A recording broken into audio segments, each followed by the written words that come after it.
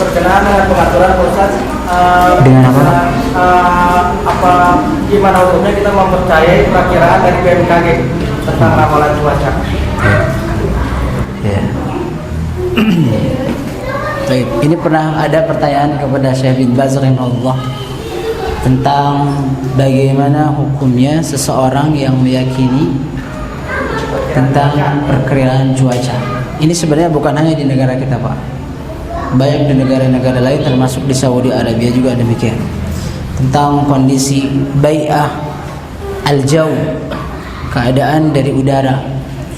Nah, ini sebenarnya bagaimana seseorang, misalkan kita umpamanya hari ini ya menurut Badan Meteorologi dan Klimatologi Geofisika mengatakan bahwa diperkirakan hujan. Misalkan apakah kita boleh umpamanya ya mengatakan kita yakin? Ya tidak boleh.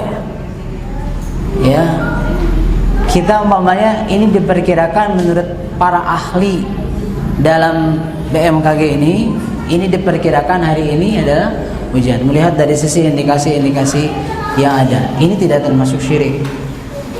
Ya, dan ini tidak termasuk salah satu hal yang menodai yang ketiga tadi, masalah tadbir. Ya, masalah pengurusan alam semesta. Kita tidak menyatakan ini pasti seperti itu, tidak. Kalau umpamanya kita menyatakan ini pasti, nah ini baru ya kita seakan-akan menggantungkan bahwa ini pasti akan hujan. Nah, ini tidak boleh. Ini sama halnya kasusnya kalau kita analogikan seperti umpamanya para ummahat yang hamil sekarang ada teknologi apa itu? USG, ultrasonografi.